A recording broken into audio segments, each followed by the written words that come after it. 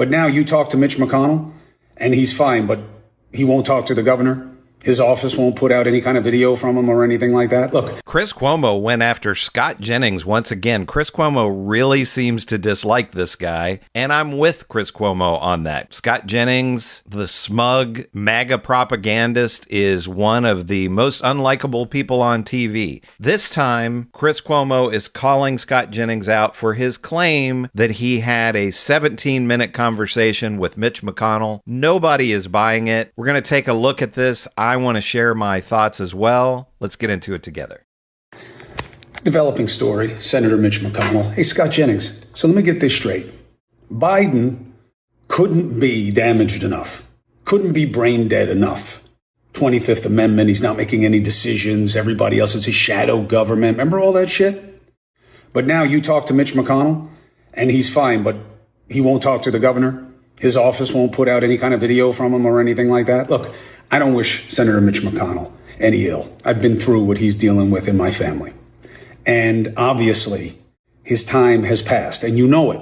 But you don't want to say it for one really stupid, callow reason. You don't want to lose a seat. That's all that matters to you. And let me tell you something. If it turns out that Senator McConnell, it's time for him to retire, which is long past due, and you'd know that if he had a D after his name, and you were saying that everything's okay right now, then you are everything you said you oppose. Okay?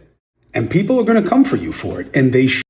Chris Cuomo is once again going after Scott Jennings, and this time it's over Jennings' claim that he had a 17-minute conversation with Mitch McConnell. Cuomo clearly isn't buying the story, and neither are many others. Let's break down the claim, look at the evidence, and I'll share my thoughts. Let's get into it. At Mitch McConnell today, what did you talk about? What did he say?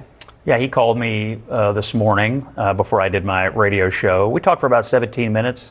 You know, he talked a lot about the situation with Iran, talked a little bit about Ukraine and what's going on in Europe. I told him I'd been to the Teddy Roosevelt Library. We talked a little bit about the history of the vice presidency and how Roosevelt had transformed that in the modern presidency, a little history of the Senate. I mean, it was a wide-ranging conversation. I talked to him often. I hadn't talked to him since he'd been in. I'd gotten a few text messages from him, but I hadn't spoken to him. So it was good to hear his voice. Voice sounded strong and sounded like he was keeping up with the news to me. Did you ask him how he was feeling? Yeah, he said he was feeling okay. You know, obviously well enough to call me on the phone, and obviously well enough to talk to Barrasso and Thune. Now, look, I'm not qualified to discuss any medical issues or give you any information about that. That's really for him or his staff to do. But, you know, I talk to him from time to time, and I see him from time to time. And, you know, we had a conversation today about the things that we normally talk about, which are news of the day, political. Before we go any further, let me know what you think in the comments. Do you believe Scott Jennings' story about having a 17-minute phone conversation with Mitch McConnell? Personally, I don't buy it, and judging by the reaction online, a lot of other people don't either.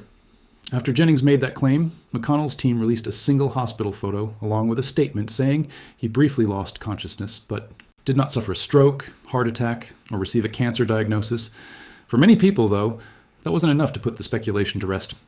Chris Cuomo argues this controversy is really about partisan politics, and I think that's the bigger discussion. In today's political climate, too many commentators defend or criticize people based on the party they belong, rather than applying the same standards across the board. That's the criticism Cuomo is making of Jennings. Jennings has also argued that Republicans want to avoid a special election for McConnell's seat, and critics believe that's because they want to keep control of the seat for as long as possible. Whether you agree or disagree, it's clear that political strategy is driving much of this debate.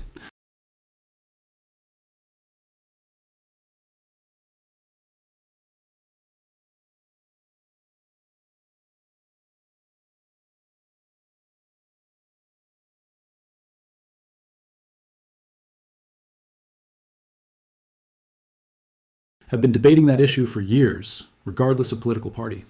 If someone is responsible for making decisions that affect the entire country, voters should know they're physically and mentally capable of doing the job. As for Scott Jennings, Cuomo believes he'll eventually have to answer for his comments if they're proven false. I'm not convinced there will be any serious consequences. Political commentators often survive controversial moments, and television networks rarely remove someone over a single dispute. So now I want to hear from you. Do you believe Jennings' account? Do you think the information released about Mitch McConnell has answered the public's? My bigger concern is transparency. If an elected official is unable to perform their duties for an extended period, the public deserves clear and accurate information. Rumors and uncertainty only create more distrust. More broadly, this raises another question. Should there be age limits or regular independent medical evaluations for members of Congress and the President? Many Americans. Questions? And what do you think about the idea of age limits and regular health evaluations for elected officials? Leave your thoughts in the comments below. If you enjoyed this video, don't forget to like, subscribe, and I'll see you in the next one.